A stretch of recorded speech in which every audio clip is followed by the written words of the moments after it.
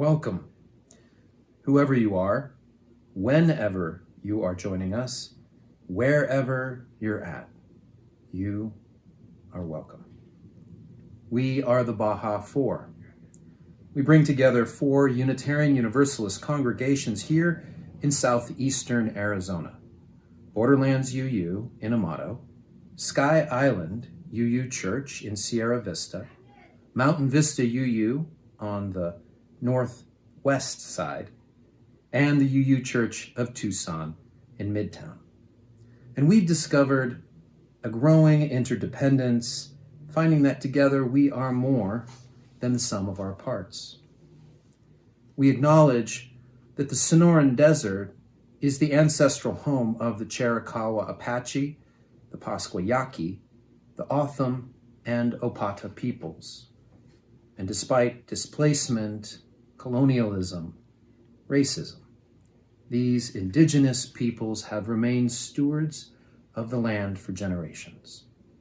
And in gratitude, we share in that responsibility and accountability today. And we recognize that now is the time for other ways of knowing. While our faith prizes the use of reason, and we say in worship, we won't ask you to leave your mind behind, we also acknowledge that there is embodied wisdom, emotional, energy, and spiritual truths that weave a wholeness guiding all of our lives.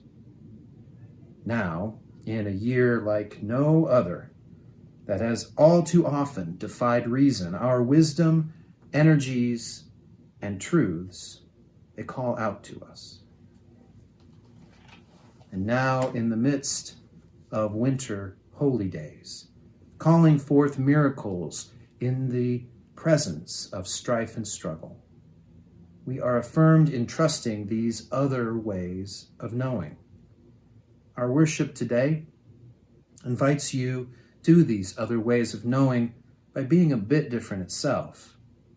Mindful that less is more, we are offering few thoughts and embracing meditations among familiar holiday music with no words, only images. May the words, the music, the images awaken the wisdom in your body. Invoke the strength of your emotions. Raise the truths within your spirit now in these winter holy days of 2020. We light our chalice with these words by Janet Morley.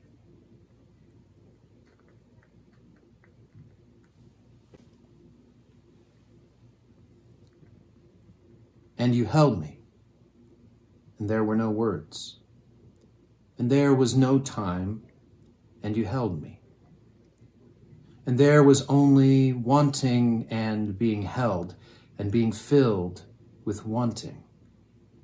And I was nothing but letting go and being held. And there were no words, and there needed to be no words. And there was no terror, only stillness. And I was wanting nothing, and it was fullness, and it was like aching for God, and it was touch and warmth and darkness and no time and no words, and we flowed, and I flowed, and I was not empty, and I was given up to the dark, and in the darkness I was not lost, and in the wanting was like the fullness, and I could hardly hold it. And I was held, and you were dark and warm and without time and without words, and you held me.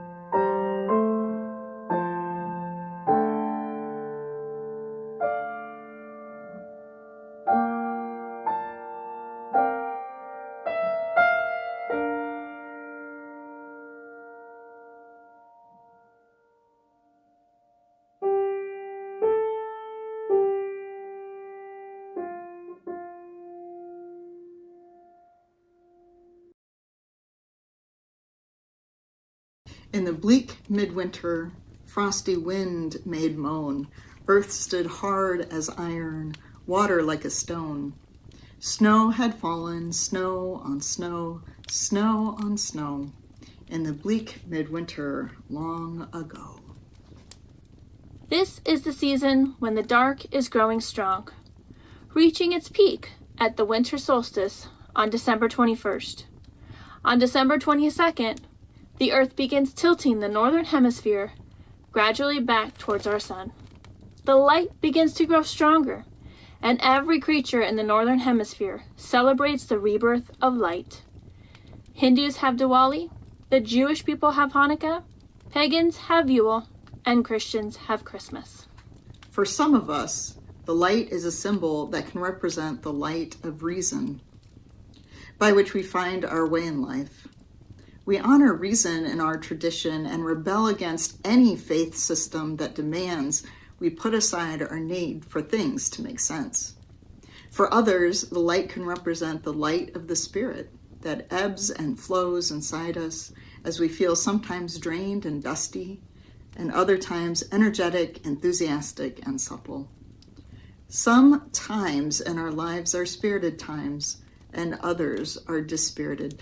The earth-based traditions would caution us against using the dark as a symbol for all that is negative.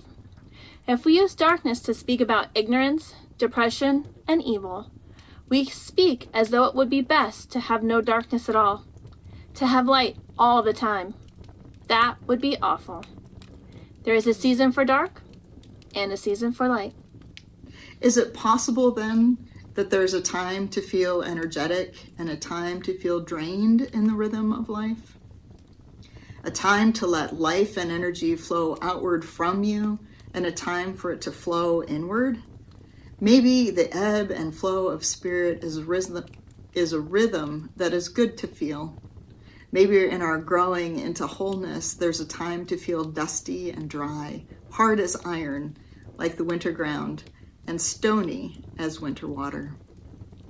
Maybe instead of worrying and suffering over those feelings, we could settle into them, knowing there is a time for cold and a time for warmth, a time to be energetic and a time to rest, a time to grow and a time to stay where we are, a time for the light of reason and a time for other ways of knowing. Maybe we could walk in beauty and balance more easily if we could welcome the dark time, trusting that when it reaches its full strength, things will tilt back in the other direction. Nothing stays the same in the flow of things. Things seek their balance and their rhythm. The wheel will always turn. The light will always be reborn. We need not be afraid. This month, as humans have done for thousands of years, we can bid goodbye to the dark and peace and greet the rebirth of the light with rejoicing.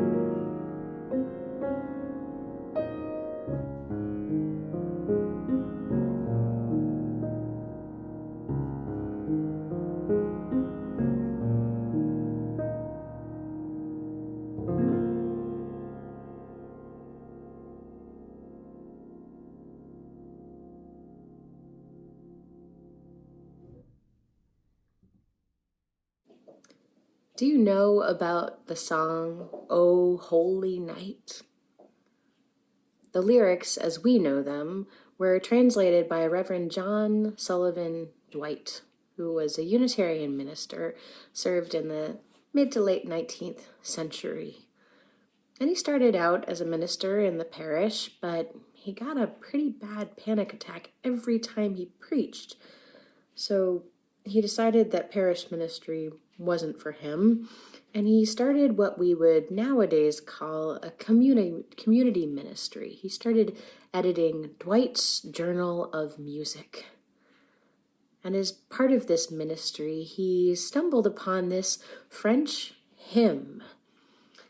And it was a hymn that had grown quickly popular in the mid-19th century in France, but then just as quickly was banned because the French Catholic Church found out that the lyrics to the song were written by a socialist, and the tune to the song was written by a Jew, and at that time, Jews and socialists were outcasts in France. But Reverend Dwight was really drawn to this song, particularly because of the third verse, which he eventually translated into the lyrics that some of us know. They go like this. Truly, he taught us to love one another. His law is love and his gospel is peace. Chains shall he break, for the slave is our brother, and in his name all oppressions shall cease. Reverend Dwight was part of the abolitionist movement, and this lyrics found resonance for his vision of the world as it could be a country free of chattel slavery. And the song, "O Holy Night," quickly grew in popularity among American abolitionists. The lyrics still speak to the aspiration that the Rabbi Jesus had for this world, to free all from bondage of slavery and oppression, and for all to love neighbors as they do themselves. And we hear and sing these lyrics. Still, we feel the grief that these lyrics are still an aspiration. People are still in bondage. Children, people, babies are still in cages. Innocent people are still sitting in prison because they cannot pay even small bonds. Some still cannot live their gender and sexual orientation out in this world. Too many are stuck in abusive relationships and households. Black and brown bodies still lose their lives at the hands of state-sanctioned murder. Migrants are still hunted down like animals in our desert. People are still traded for sex and other forms of enslavement. Trans folks are still killed for simply being who they are. We are pilfering our planet. Fascism, though narrowly defeated nationally, continues to grow in strength globally. And amidst all of this grieving, we sing, because what else is there to do? We sing not the lofty, high song that we think of, but a song of grieving, of reaching towards a better world. Truly, we have been taught to love one another. Our law is love, and our gospel is peace. Chains shall we break, for the enslaved are our siblings. And in the name of love, all oppression shall cease. May we learn to make it so.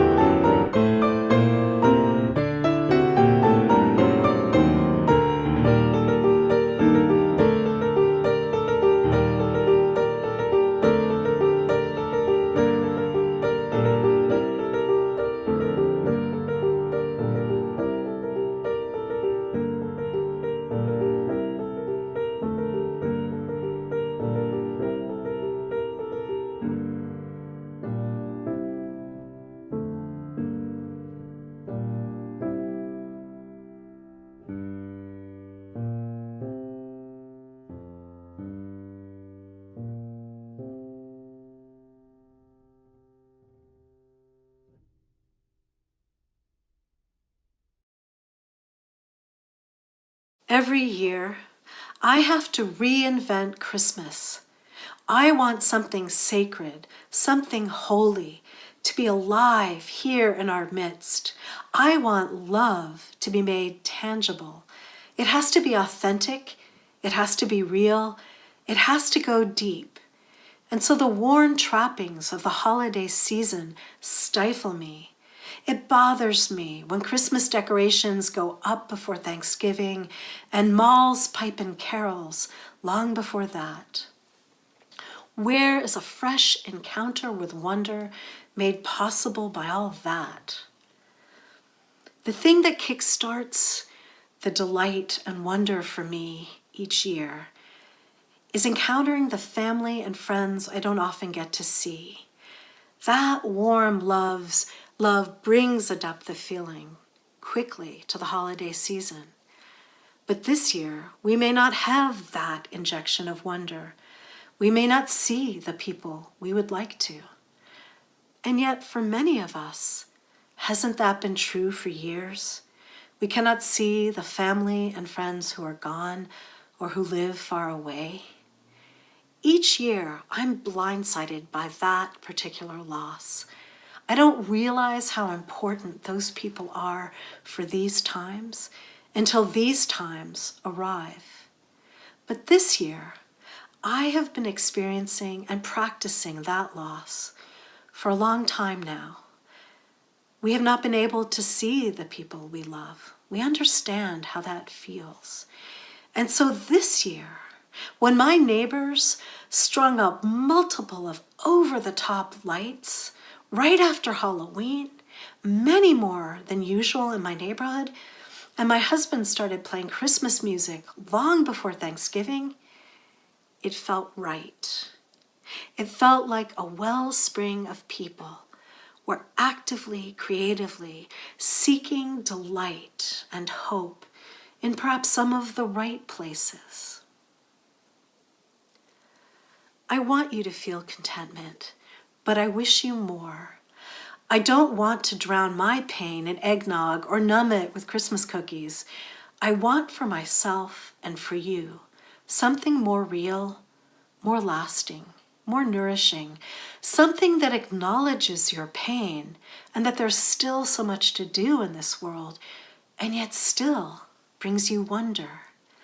As Anne Morrow Lindbergh writes, for happiness, one needs security, but joy can spring like a flower from the cliffs of despair.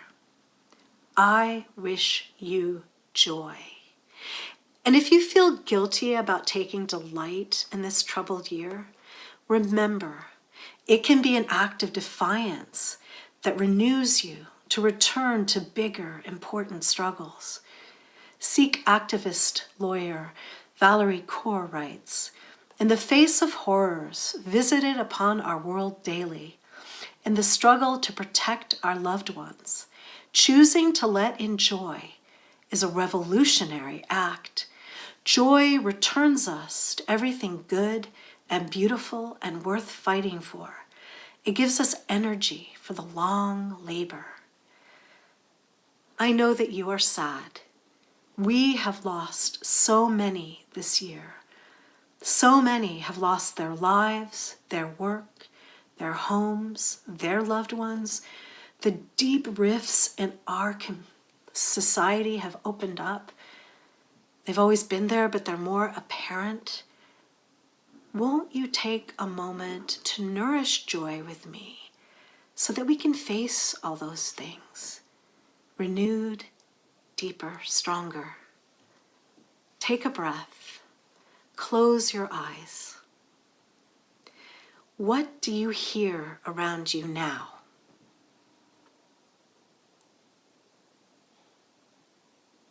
What sounds did you hear in this season in the past? Listen to them.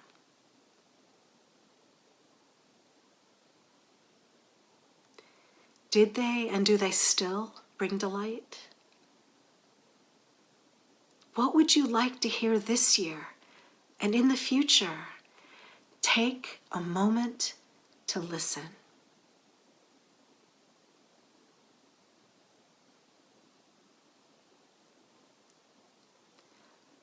What do you smell right now? What smells well up from the past? Do they bring you a sense of home? What smells do you want around you soon or later? Do they bring hope? Take a moment to smell.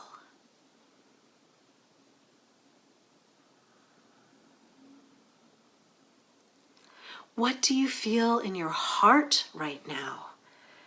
What memories well up from seasons past?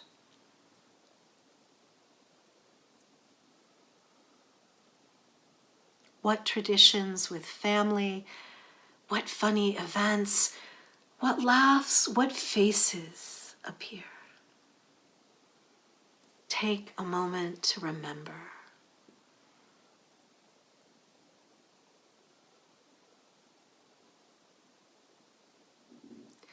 What does your heart yearn to feel this year and next?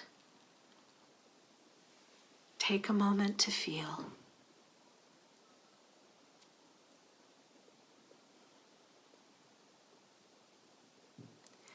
Sorrow is here and real, but so also can be joy.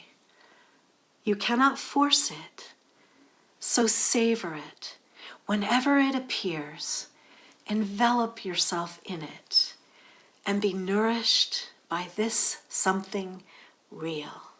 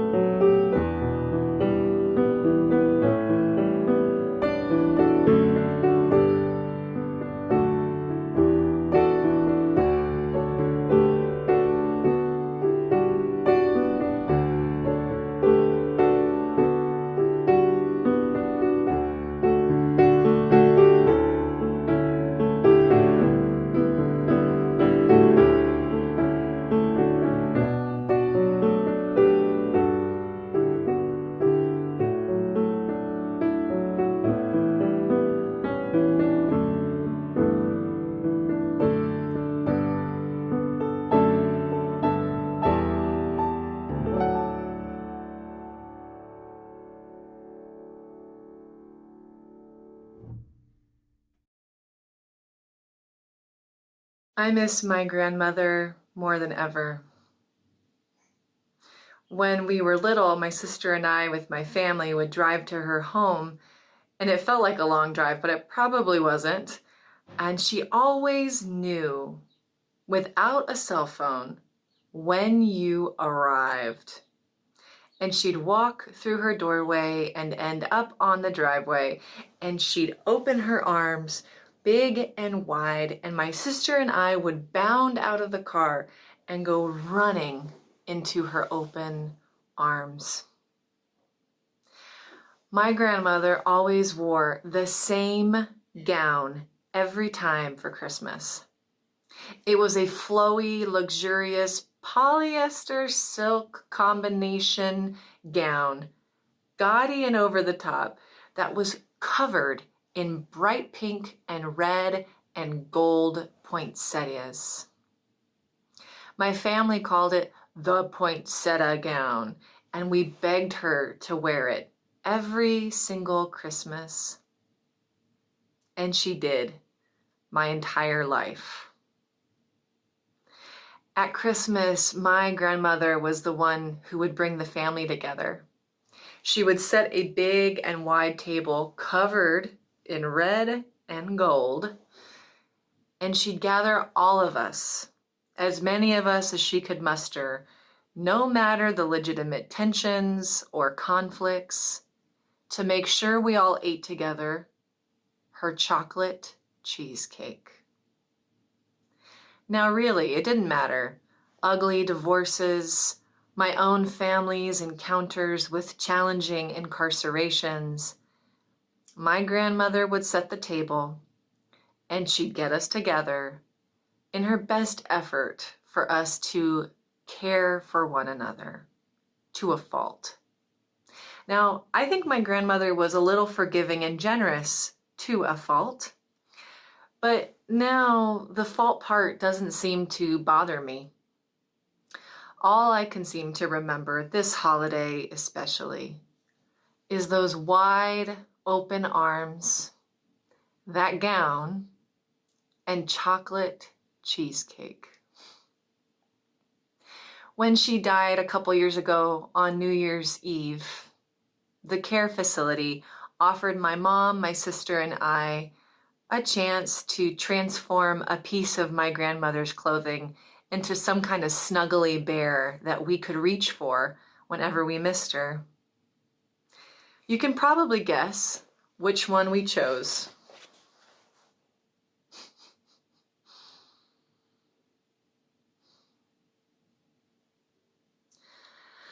I wonder, whose love are you missing this year? I wonder whose hands and arms once held you. I wonder whose love you went running towards. And I wonder what kind of gown it showed up in, and I wonder what it tasted like for you. I offer my gratitude, our gratitude, for all the people who have ever loved you. I also wonder who counts on your arms and your love to be open to them. Maybe they're human, or maybe they're animal beings, or maybe it's plants, or maybe it's a community. But all the beings that are counting on your wide open arms to love and receive them. Thank you for sustaining our world with your love.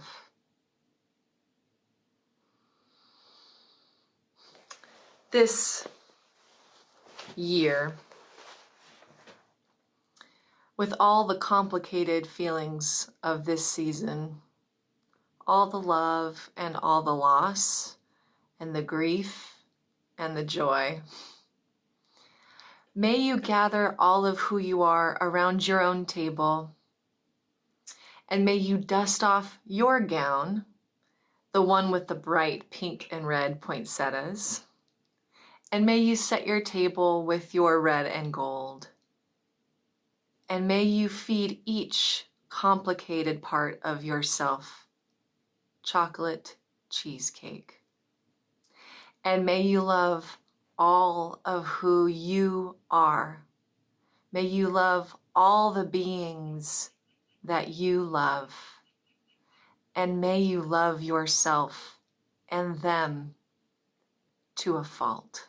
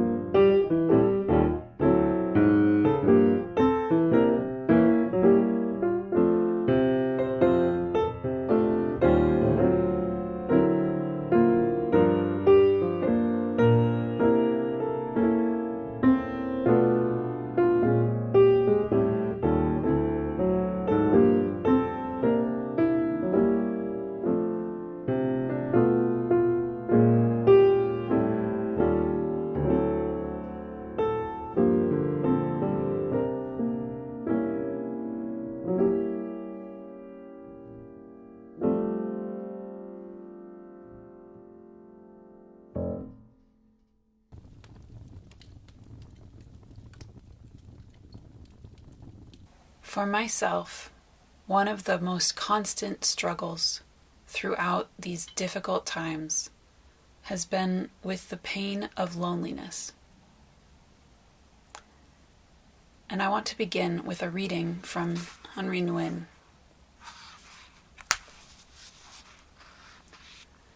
When you experience the deep pain of loneliness, it is understandable that your thoughts go out to the person who was able to take that loneliness away, even if only for a moment. When, underneath all the praise and acclaim, you feel a huge absence that makes everything look useless, your heart wants only one thing: to be with the person who once was able to dispel these frightful emotions. But it is the absence itself, the emptiness within you, that you have to be willing to experience, not the one who could temporarily take it away. It is not easy to stay with your loneliness. The temptation is to nurse your pain or to escape into fantasies about people who will take it away. But when you can acknowledge your loneliness in a safe, contained place, you make your pain available for God's healing.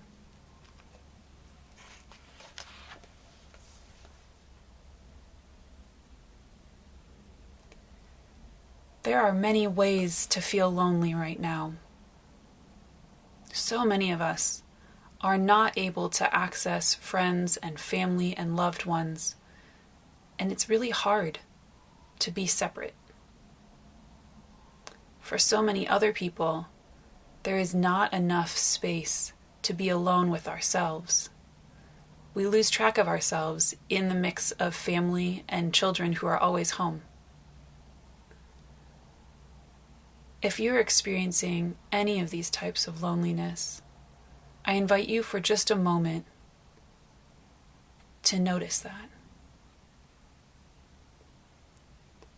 Taking a breath to pause and acknowledge how that feels.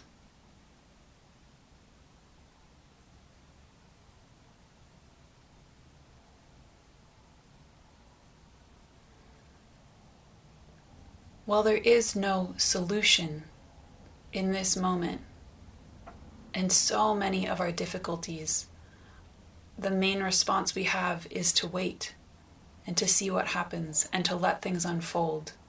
And even when patience is hard, we know that things will continue to change. But my invitation to you in this moment, in whatever kind of loneliness you are experiencing, if you are, is to notice that you are not alone in that experience. There is something core to being human that is about our separateness. Our skin is what defines our edges, and it's what keeps us healthy. And so, while it may not be comforting, I hope that if you are noticing feelings of loneliness, that you are able to hold that equally with the truth that we are in this together and that things will continue to change.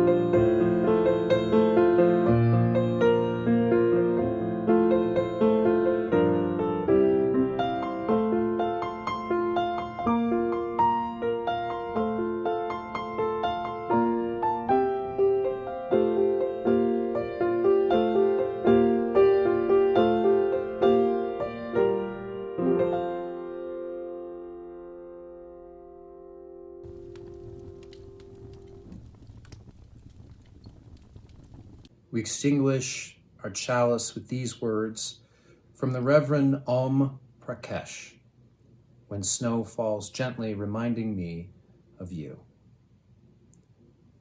In the late hours, when snow falls gently, covering the broken ground and boards and twisted roots and cans and bottles, the world is smooth when snow falls gently. I see your face chasing away the bitter cold. Hold me close. Rock me in your loving arms. Sing lullabies that help me remember. Teach me to turn back to my snow-driven self, dancing in the rapture of my first breath, singing to the sound of music and arts, moving to the poetry of rhythm in motion that fills my heart every time I think of you, my beloved one. Then I remember I don't need to return. I never left.